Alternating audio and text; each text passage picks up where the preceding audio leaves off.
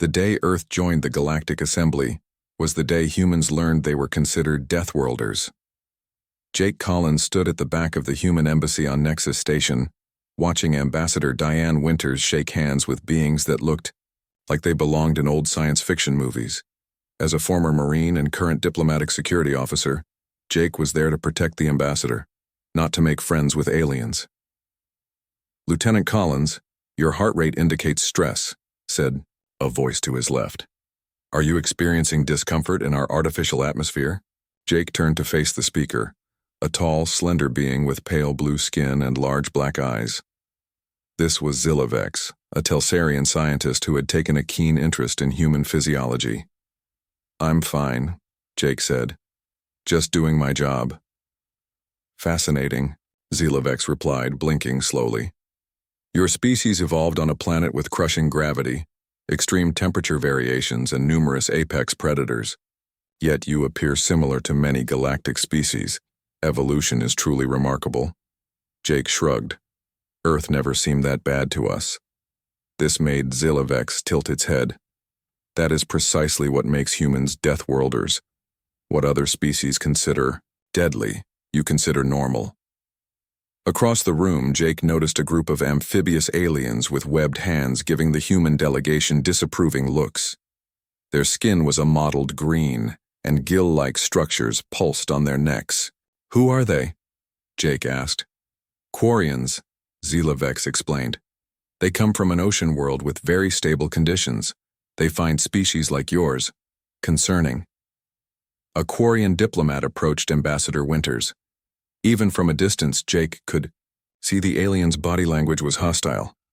"We have reviewed your planet's specifications," the Quarian said loudly enough for many to hear. "Earth harbors over 200 varieties of organisms that can kill with a single bite or sting. Your gravity would crush most civilized beings. Your temperature range is barbaric." Ambassador Winters kept her smile diplomatic. "Every world presents unique challenges. Humans have adapted to ours, just as your people adapted to oceans." The Quarian made a dismissive gesture with its webbed hand. "Adaptation is one thing. Your species appears to actively seek danger. It is primitive behavior." Jake took a step forward, but Ambassador Winters gave him a subtle hand signal to stand down. "We prefer to think of it as curiosity and resilience," she replied smoothly. More aliens gathered around them, curious about the exchange. Jake recognized representatives from at least 6 different species. Some appeared concerned, others curious, but the Quarians remained openly hostile. "Is it true," another Quarian asked, "that humans voluntarily jump from high places with fabric devices for entertainment? Parachuting? Skydiving?" Jake said before he could stop himself. "Yeah, it's fun." This caused a ripple of what Jake could only assume was alarm among the gathered aliens. The Telsarian scientist Zilovex seemed particularly fascinated. "Lieutenant Collins," Zilovex said, "I would be most interested in discussing these recreational activities further. For scientific purposes, of course." The first Quarian diplomat made a sound like water gurgling down a drain. "This proves my point. Deathworlders cannot be trusted to behave rationally. They seek danger for no purpose." Ambassador Winters maintained her composure. "All species have different cultural practices. That's why exchanges like this are valuable. We have much to learn from each other." "Indeed," said an elderly-looking alien with crystalline skin who had been quietly observing. "The Arcosian Confederation did not invite humans to join the Galactic Assembly because they are like us. We invited them because they are different." The Quarian diplomat retreated, but not without a final glare at Jake. Later, as the reception wound down, Zilovex approached Jake again. "Your species fascinates me, Lieutenant. Earth's conditions have created beings with remarkable adaptability. Would you permit me to study you further?" Jake looked at the curious alien scientist and decided making at least one friend on this station might be useful. "Sure, but if you want to understand humans, you should know we're full of surprises." Zilovex's large eyes widened. "That, Lieutenant Collins, is precisely why you are worth studying." 1 month after Earth joined the Galactic Assembly, the Human Embassy hosted a cultural exchange event. Jake Collins stood near a table filled with Earth foods and drinks, explaining them to curious aliens. "This is called beer," Jake said, holding up a bottle of amber liquid. "It's a fermented beverage humans enjoy at social gatherings." A group of aliens leaned in to observe the drink. Zilovex was there, recording everything with a small device. The Telsarian had become Jake's regular companion on the station, constantly asking questions about human habits. "Does it serve a nutritional purpose?" asked a reptilian alien with scales that shifted colors as it spoke. "Not really," Jake admitted. "It's mostly for enjoyment, though some humans claim it helps them relax." Ambassador Winters moved through the crowd, stopping to chat with various diplomatic representatives. The event had been her idea, a way to help aliens understand humans better. Around the room, other embassy staff demonstrated Earth music, art, and games. "I find it curious," a familiar gurgling voice said, "that Deathworlders consume substances that impair their judgment." Jake turned to see the Quarian diplomat who had been rude at the first meeting.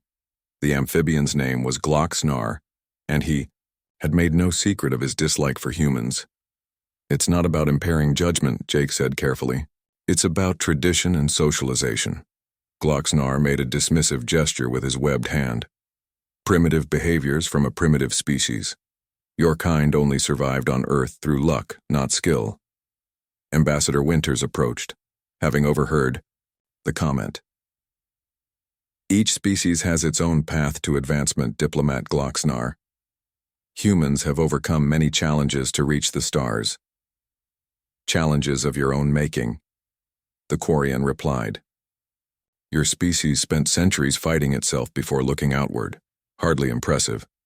Jake felt his face growing warm with anger, but kept his expression neutral.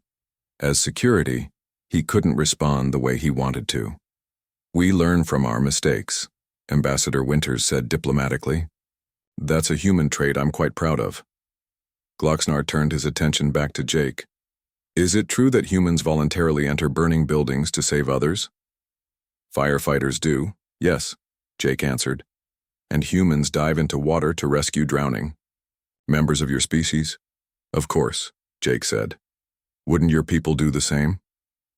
The Quarian's gill slits fluttered, and what Jake had learned was laughter. "Why would we need to? Quarians do not drown. We do not place ourselves in situations that require rescue." More aliens had gathered around, listening to the exchange. Zilovex looked uncomfortable as the conversation grew tense. "Your kind thinks physical strength makes you superior," Gloxnar continued. "Yet your bodies break easily. Your skin tears. Your bones snap. You bleed from minor injuries. We heal," Jake said simply. "You are fragile creatures playing at being strong," the Quarian insisted. "You have no place in deep space exploration. The void would destroy you." Ambassador Winters stepped between them. "We appreciate your concern for our well-being, diplomat Gloxnar, but humans have successfully adapted to space travel." The Quarian was about to respond when a station-wide alert sounded. A voice came over the communication system. "Attention all diplomatic personnel. Emergency assembly meeting in 5 minutes. Repeat, emergency assembly meeting in 5 minutes." The gathering broke up quickly as representatives hurried toward the main assembly hall. Jake fell in step beside Ambassador Winters. "What do you think it's about?" he asked quietly. "No idea," she replied. "But given the urgency, it can't be good news." They entered the assembly hall, which was rapidly filling with representatives from all member species. At the center of the chamber, the Arcosian High Minister stood looking grave. "We have received a distress call," the crystalline being announced once everyone was seated. "A Quarian science vessel is trapped in the Cygnus Nebula. Their systems are failing and they require immediate assistance." Jake noticed Gloxnar suddenly looking much less confident than he had minutes ago. The Quarian's skin had paled to a lighter shade of green. "How many crew members?" someone asked. 27, the High Minister answered. "And they carry research materials vital to treating the Baraxian plague. We cannot afford to lose either." The room erupted in concerned voices. Jake looked at Ambassador Winters, whose expression had turned serious. Whatever was happening in the Cygnus Nebula, Jake had a feeling humans were about to be tested. The assembly hall buzzed with urgent voices as the High Minister displayed a hologram of the Cygnus Nebula. A small blinking light showed the location of the trapped Quarian vessel. "The ship is caught in a gravitational eddy," explained the High Minister. "Their engines cannot break free. Worse, the nebula is releasing unusual radiation patterns." Jake stood behind Ambassador Winters, listening carefully. He had dealt with emergency situations as a Marine, but space rescues were not his area of expertise. "What kind of radiation?" asked a representative from a silicon-based species. "A mixture of gamma and neutron radiation," replied the High Minister, "at levels that would be harmful to most biological beings." Murmurs spread through the hall. Jake saw many representatives shifting uncomfortably in their seats. "We must send help immediately," Ambassador Winters said. "What rescue options do we have?" Gloxnar, the Quarian diplomat who had insulted humans earlier, stood up. "My people have the most advanced ships in the quadrant, but the radiation would kill our rescue teams before they could reach the vessel." Other species began offering their reasons why they couldn't help. "The gravity would crush our bodies," said a Telsarian representative. "Our technology fails in such radiation fields," added another alien. "Our ships cannot withstand the nebula's energies," said a third. Jake watched as each species, despite their advanced technology, admitted defeat before even trying. He caught Zelevex's eye across the room. The scientist looked deeply troubled. "Waliyar," High Minister silenced the excuses with a raised hand. "The situation is dire. The ship reports their life support will fail within 12 hours. Additionally, they carry crucial research on the Baraxian plague." "How crucial?" Ambassador Winters asked. "It could save millions across 17 worlds." The High Minister replied, "This research cannot be lost." The assembly fell silent, weighing the lives of 27 Quarians and millions of potential plague victims against the risks of a rescue mission. Gloxnar spoke again, his voice less confident than before. "No species can survive those conditions long enough to complete a rescue. The radiation, the gravity, it is a death sentence." Jake stepped forward, surprising even himself. "What are the exact conditions inside the nebula?" The High Minister turned to him. "Who asks this question?" Ambassador Winters spoke quickly. "This is Lieutenant Jake Collins of Earth's Diplomatic Security Team." The High Minister adjusted the hologram, displaying numbers and data. "Gravity is approximately 3.2 times Earth standard. Radiation levels are at 175 sieverts per hour. Temperature varies between 100 and 200 degrees Celsius as the gases swirl." Jake did some quick mental calculations. It wasn't good, but it wasn't impossible either. Humans had survived worse conditions for short periods. "Have you tried remote piloting a rescue ship?" Jake asked. "The radiation interferes with remote signals," replied an Arcosian engineer. "Any rescue must be piloted manually." Gloxnar made that gurgling laugh again. "Perhaps the Deathworlders would like to volunteer. They seem to think themselves invincible." The comment was meant as a cruel joke, but Jake saw Ambassador Winters considering something. She turned to him and whispered, "How long could a human survive those conditions?" "With proper shielding and the right equipment, maybe 30 minutes. Before radiation sickness becomes severe," Jake replied quietly. "It would be risky, but possible." Ambassador Winters stood tall. "The humans will attempt the rescue." The assembly erupted in shock. Representatives spoke over each other. "Madness. They'll die. Impossible." Gloxnar's voice cut through the chaos. "You cannot be serious, Ambassador. No biological entity can perform a rescue under those conditions. It would require at least an hour to dock, transfer the crew and research, and escape." Jake stepped forward again, standing beside Ambassador Winters. He looked directly at Gloxnar, then turned to the rest of the assembly. "Humans come from a world that tried to kill us every day," he said. "We've survived ice ages, plagues, and world wars. We climbed mountains because they were there. We dove into ocean trenches just to see what was at the bottom." He paused, making eye contact with as many aliens as he could. "Our bodies evolved to take damage and keep going. Our minds evolved to solve problems under pressure. If your people are trapped in that nebula, we're their best chance. Jake turned to Ambassador Winters, reached for her drink on the table beside her and held it up. "Hold my beer," he said. "I'm going to make a call." The call Jake made was to Captain Lisa Rodriguez of the Earth vessel USS Intrepid, currently docked at Nexus Station. Within an hour, she stood before the Galactic Assembly with 3 of her crew members. "My ship can reach the nebula in 2 hours," Captain Rodriguez said. She was a short woman with a commanding presence. "We have a reinforced shuttle that can withstand the conditions long enough for a rescue." The assembly members stared at the humans with a mixture of disbelief and concern. Zilovex approached with a data pad. "I've analyzed the nebula's radiation pattern," the Telsarian scientist said. "Even with your best shielding, you will receive dangerous doses within minutes." A tall, broad-shouldered man with a beard stepped forward from Captain Rodriguez's group. "Chief Engineer Alan Garrett," he introduced himself. "We can modify our suits to give us extra protection. Not perfect, but enough to get the job done." Glocksnar, who had been unusually quiet, finally spoke. "You realize this is suicide? My people appreciate your bravery, but we cannot accept such a sacrifice." "It's not suicide if we make it back," Jake replied. The third human from the Intrepid, a woman with dark hair pulled into a tight bun, examined the medical data on the hologram. "Dr. Samantha Wong, ship's medical officer. We can pre-treat ourselves with anti-radiation compounds. It won't prevent all damage, but it will buy us time." Ambassador Winters watched her team work with quiet pride. The aliens around them were still skeptical, but now they were listening intently.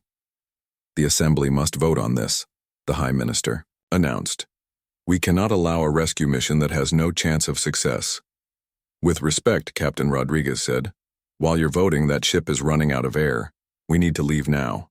Jake noticed Engineer Garrett pulling something from his pocket and discreetly working on one of the environment suits they had brought. The man caught Jake's eye and gave a small nod. Jake understood. The engineer was already making modifications. Vote or no vote? The High Minister looked troubled. "Captain, we appreciate your urgency, but there are protocols."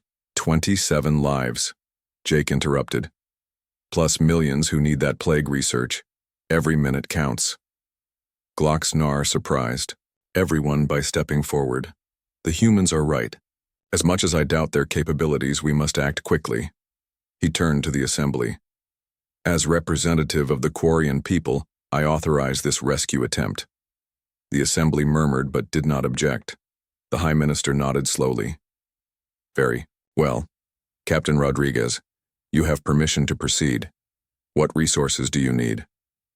"Just the schematics of the Quarian vessel and any data you have on the nebula," she replied. "We'll handle the rest." As the humans gathered their equipment, Zilovex approached Jake. "The radiation levels are higher than you initially calculated. Your probability of success is—" The scientist paused. "Lower than I would like." Jake checked his suit, making sure all connections were secure. "We've beaten bad odds before. Why risk your life for people who have shown you nothing but contempt?" Zilovex asked quietly. Jake thought for a moment. "Because that's what humans do. We help where we can, even when it's hard. Especially when it's hard." Engineer Garrett called from across the room. "Collins, suit check." Jake nodded to Zilovex and joined his team. Each human methodically checked the other's equipment, looking for any flaws or weaknesses. Dr. Wong injected each of them with a bright blue liquid. "Anti-radiation compound," she explained. "It will help, but don't get comfortable out there." Captain Rodriguez gathered them in a circle. "This is volunteer only. Last chance to back out." No one moved. Jake felt a strange calm settle over him. This was what humans were made for, tackling the impossible. "The shuttle is prepped," Garrett said. "I've reinforced the shielding as much as possible, but it's still going to be rough." Ambassador Winters approached them one last time. "The entire Galactic Assembly will be watching this mission. No pressure," she added with a small smile. Jake nodded. "They want to see what Deathworlders can do. Let's show them." The humans walked toward the docking bay, a path clearing before them as aliens stepped aside. Some reached out to touch them briefly, a gesture Jake realized was meant for luck. Glock's Nar stood near the exit. As Jake passed, the Quarian said, quietly, "Return safely, human. I would regret being proved right about your fragility." Jake smiled. "Don't worry. I still have a beer waiting for me when I get back." The modified shuttle launched from the USS Intrepid with a sharp burst of acceleration. Inside, the 4 humans were strapped into seats designed to absorb the intense forces they would soon experience. Entering nebula perimeter in 30 seconds, Captain Rodriguez announced from the pilot's seat. Her hands moved steadily over the controls despite the growing turbulence. Back on Nexus Station, the entire Galactic Assembly watched through a live feed projected on the main screen. Aliens of every shape and size stared in silence as the small human vessel approached the swirling clouds of the Cygnus Nebula. "They're actually doing it," whispered Zilovex to Ambassador Winters. "I calculated only a 19% chance they would even attempt the mission once they saw the nebula up close." The ambassador smiled. "You have a lot to learn about humans." On the shuttle, Jake felt the first effects of the increased gravity as they penetrated the outer layers of the nebula. It was like a heavy weight pressing down on his chest, making each breath an effort. "Gravity at 1.8 times Earth normal," Garrett reported, checking his instruments, "increasing as we go deeper." Dr. Wong monitored their vital signs on a small screen. Heart rates elevated but within acceptable parameters. Outside the viewports, the nebula was both beautiful and terrifying. Swirling gases in purple, blue, and green created patterns that shifted and changed. Occasional flashes of energy illuminated the darkness. "Radiation levels rising," Garrett warned. "Shuttle shielding holding at 82% effectiveness." Captain Rodriguez adjusted their course, navigating through the dense gases. "I can see the Quarian vessel. 3 minutes to intercept." Jake stared at the ship that was growing larger in their viewport. It was sleek and curved, clearly designed for water-like environments. Now it drifted helplessly, caught in the nebula's gravitational pull. Suddenly, the shuttle shuddered violently. "What was that?" Jake asked, gripping his harness. "Energy surge," Garrett replied, his fingers flying over his console. "The nebula's radiation is affecting our systems." A red warning light began to flash on the control panel. "We're losing stabilizers," Captain Rodriguez said, her voice calm despite the danger. "Switching to manual control." Through the viewport, Jake could see electrical discharges dancing across their shuttle's hull. The metal groaned under the strain of the nebula's forces. "Gravity now at 2.5 times Earth normal," Garrett announced. His voice sounded strained from the pressure. Dr. Wong checked her instruments. "Radiation exposure increasing. We have approximately 22 minutes before we reach dangerous levels." Captain Rodriguez guided the shuttle closer to the Quarian vessel, fighting against the forces trying to pull them off course. Sweat beaded on her forehead from the effort and the increasing heat in the cabin. "Communications are down," Garrett said after trying to hail the Quarian ship. "We can't tell if they even know we're here." Jake felt his body growing heavier with each passing second. The gravity was like nothing he had experienced before, even in the most intense training simulations. His modified suit helped, but he could feel the strain in his muscles and bones. "I see movement inside their ship," Captain Rodriguez said. "They've spotted us." The shuttle's control panel sparked suddenly, and 3 more warning lights flashed on. "Environmental systems failing," Garrett reported. "Temperature rising inside the cabin." Dr. Wong wiped sweat from her face. "We need to work faster. Our bodies can't handle these conditions for long." Captain Rodriguez maneuvered the shuttle alongside the Quarian vessel, looking for a docking point. "Their airlock design is different from our records," she said with a frown. Garrett studied the alien ship through the viewport. "The docking mechanism won't match ours. We can't create a seal." Jake unbuckled his harness, fighting against the crushing gravity to stand. Even that simple movement left him breathless. "Then we do this the hard way. We spacewalk." The others looked at him in shock. "The radiation levels outside the shuttle?" Dr. Wong began. are high, but our suits can handle short exposure, Jake finished. We don't have a choice. Captain Rodriguez nodded slowly. He's right. We can't dock and we're out of time for alternatives. Garrett checked their modified EVA suits one last time. The suits will give us some protection, but not much. 10 minutes maximum. Jake looked through the viewport at the stranded Quarian ship. Inside were 27 lives and research that could save millions more. The path forward was dangerous, possibly fatal but clear. Let's do this, he said, reaching for his helmet. Those people aren't going to save themselves. The airlock hissed as it cycled, preparing to expose the humans to the nebula's harsh environment. Jake checked his suit's seals one final time. Beside him, Garrett, Wong, and Rodriguez did the same. Helmet comms check. Captain Rodriguez said. Collins, check. Garrett, check. Wong, check. Dr. Wong looked at her wrist display. Remember, we have less than 10 minutes of safe exposure. After that, radiation damage becomes severe. The outer door opened, revealing the swirling colors of the nebula. Between their shuttle and the Quarian vessel was about 30 meters of open space. Under normal conditions, it would be an easy traverse. In the crushing gravity and radiation of the nebula, it would be the hardest 30 meters of their lives. Move, quickly but carefully, Captain Rodriguez instructed. Don't waste energy fighting the gravity. Use your suit thrusters in short bursts.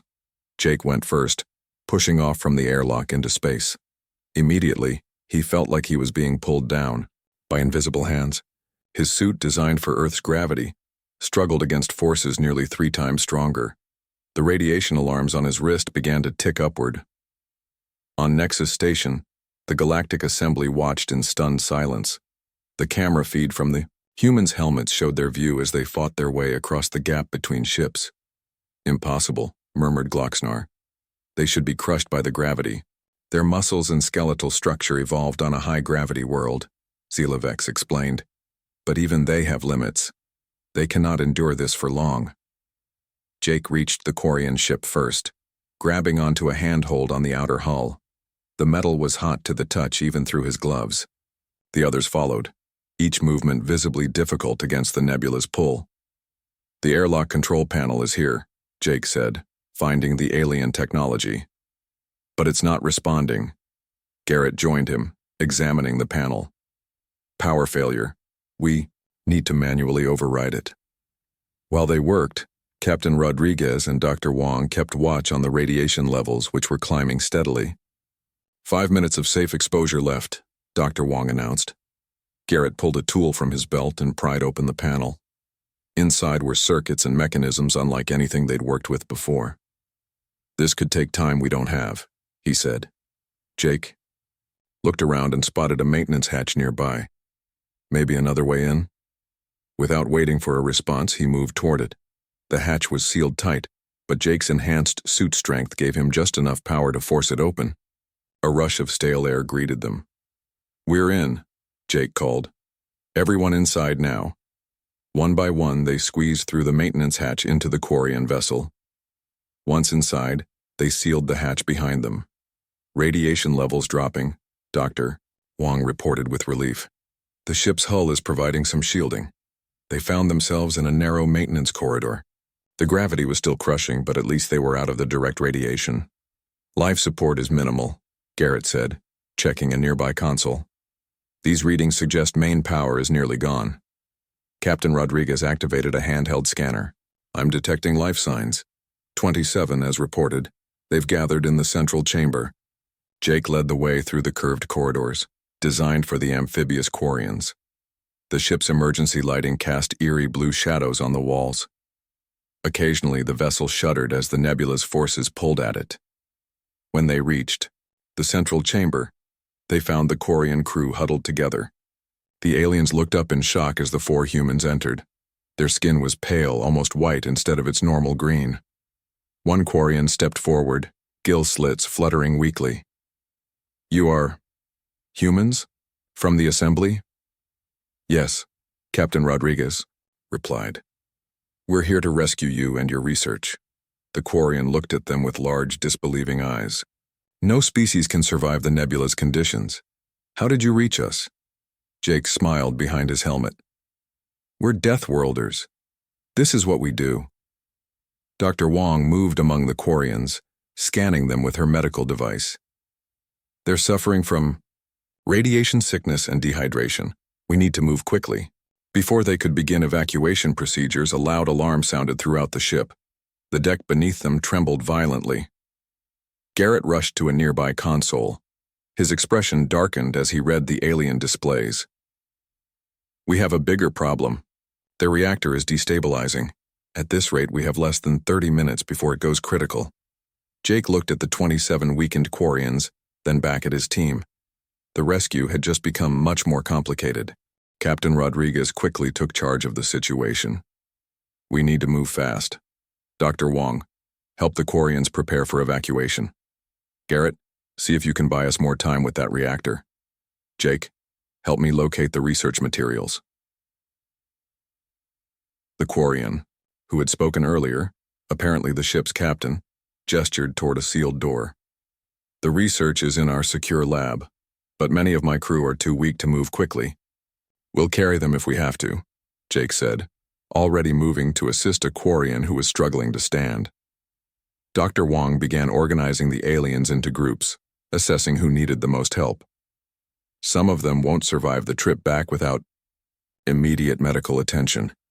Captain Rodriguez and the Quarian captain hurried to the lab to retrieve the research materials. Jake helped move the weakest Quarians toward the maintenance hatch they had entered through. Garrett remained at the engineering console, his face grim as he worked. The reactor containment is failing faster than I thought. We might have 20 minutes, not 30. On Nexus Station, the assembly watched with growing anxiety. The camera feeds from the humans' helmets showed the deteriorating conditions inside the Quarian vessel.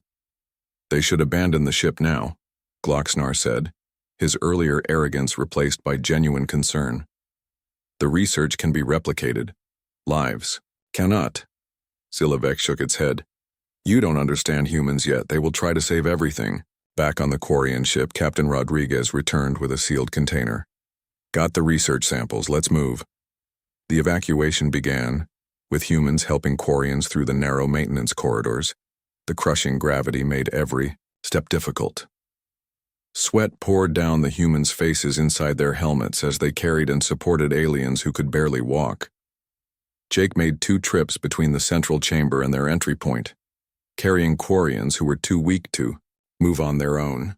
The radiation exposure during their spacewalk had taken a toll, and he could feel his strength beginning to fade. 15 minutes until reactor failure, Garrett called from his position at the engineering console.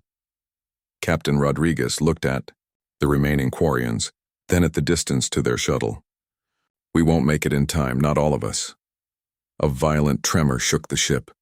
Warning lights flashed as systems began to fail throughout the vessel. The reactor containment is deteriorating faster than predicted, Garrett said, studying the alien. Controls. Someone needs to manually stabilize it to give us enough time to evacuate. The humans exchanged glances, each understanding what that meant. Whoever stayed behind to stabilize the reactor would likely not make it out. I'll do it, Garrett said. I'm the engineer. I have the best chance of making it work. No, Jake said, stepping forward. I have the most combat and survival training. I'll stay. Get everyone else to safety. Captain Rodriguez looked between them, then at the Quarians who needed immediate medical attention. Jake, if you're sure. I am, he replied. Garrett, show me what to do, then get out of here. Garrett quickly explained the procedure to manually stabilize the reactor. It's not a permanent fix. It will buy maybe 10 extra minutes, that's all. That should be enough, Jake said. Now go. Back on Nexus Station, the assembly watched in disbelief as the plan unfolded. They could hear every word through the helmet communications. What is the human doing? Someone asked. He's sacrificing himself, Glocksnar replied quietly. As the others prepared to leave with the Quarians and the research materials, Jake turned to Captain Rodriguez. He reached up and removed his helmet, despite the dangerous atmosphere inside. The ship. Jake, what are you doing? She demanded. He smiled, the confident grin of someone who had made peace with a difficult decision. Can't operate these controls properly with gloves on, he said. Then he added, besides, every good hold my beer moment needs a witness. Get everyone out safely. That's an order, Captain. Rodriguez nodded reluctantly. Good luck, Lieutenant. Jake turned toward the reactor room, helmet under his arm. Through the camera that still functioned on his suit, the entire galactic assembly could see his determined expression. Time to show the galaxy what humans are really made of, he said, and walked toward the failing reactor as the others evacuated the doomed ship. Jake entered the reactor room feeling the heat and radiation wash over him. Without his helmet, he could smell the burning electronics and taste the metallic tang in the air. The reactor core pulsed with unstable energy at the center of the chamber. On Nexus Station, the assembly watched in complete silence. No species had ever voluntarily exposed themselves to such conditions. Many aliens covered their eyes or turned away, unable to watch what they believed was a certain death. He removed his protection, Zilovex whispered. Why would he do that? Ambassador Winters stood tall, her eyes never leaving the screen. Because that's what humans do when there's no other way. Jake reached the reactor controls and began the sequence Garrett had described. His hands moved quickly despite the pain from the radiation and the crushing weight of his body in the high gravity. Sweat dripped into his eyes, but he didn't stop. Meanwhile, Captain Rodriguez, Garrett, and Dr. Wong worked frantically to move the Quarians through space back to their shuttle. Each trip across the 30 meters of open space was a battle against the nebula's forces. 8 Quarians and the research are aboard, Garrett reported through the comm. Making another trip now. Jake heard this as he finished the reactor stabilization. The core's pulsing slowed and the warning alarms quieted slightly. He had bought them the time they needed. Reactor temporarily stabilized, he reported, his voice rough from the toxic air. You have maybe 15 minutes before it goes critical. Again. Copy that, Rodriguez replied. We're moving as fast as we can. Jake knew he should head back now if he wanted any chance of survival. His body was already showing signs of radiation sickness, and his vision was beginning to blur around the edges. But there were still Quarians waiting to be evacuated. I'm coming to help with the evacuation, he said, staggering back toward the central chamber. On the screen at Nexus Station, the aliens watched as Jake helped the remaining Quarians toward the exit. His movements were becoming less coordinated, but his determination never wavered. He should save himself, Glocksnar said. He has done enough. He won't, Ambassador Winters replied simply. The evacuation continued, with Jake making trip after trip to the shuttle despite his deteriorating condition. Finally, only one Quarian remained, their captain. Go, Jake told the alien. I'll be right behind you. The Quarian captain looked at Jake with newfound respect. Your people are nothing, like we thought. Jake managed to smile. We get that a lot. As the Quarian made the spacewalk to the shuttle, the ship trembled violently. The reactor stabilization was failing sooner than expected. Jake, you have 2 minutes, Garrett warned over the comm. Get out now. Jake grabbed his helmet and secured it back on his head. His movements were sluggish as he made his way to the maintenance hatch. The ship was breaking apart around him, panels falling and systems exploding from the strain. The assembly watched, hardly breathing, as Jake pushed himself out into space for the final crossing. His vital signs are critical, Dr. Wong reported. The radiation exposure without his helmet. Captain Rodriguez maneuvered the shuttle as close as possible. Come on, Jake, just a little further. Every alien eye was fixed on the small human figure fighting through space against impossible odds. Jake's suit thrusters fired in weak, irregular bursts as he struggled toward the shuttle. With a final effort, he reached the airlock.